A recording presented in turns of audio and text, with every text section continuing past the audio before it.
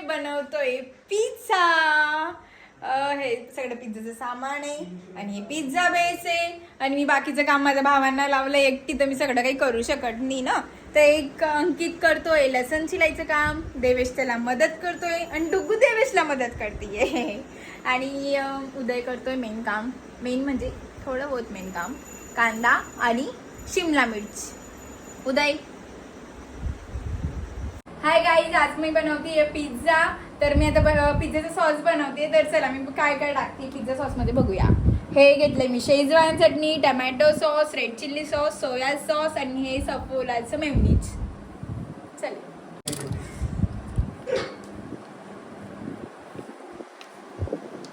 हा pizza base मी घेतला आहे, त्याच्यावर मी टाकते हा जो मी सॉस बनवला होता पिझ्झा सॉस, तो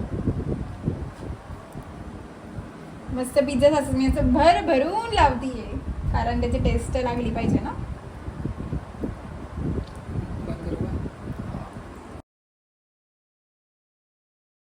हे शिमला मिरची बारीक अशी कापून घेतली होती उदयनी। काय बेटा, मला नाही माहिती त्याचा लॉक कुठे आहे। काका टाकते याच्यावर टमॅटो। पिझ्झा बेसवर आजचं हायलाइट आहे तंदुरी पनीर। तर आता मी तंदुरी पनीरची स्टफिंग करतेय। तुम्हाला पिझ्झा खायचा आहे का? खायचा असेल मारतीये मी चीज, ते बी यायचं खूप सारं। पिझ्झा तयार झालेला आहे, आता मी त्याला कट करतीये। ओ भाई साहब, डर लग रहा है।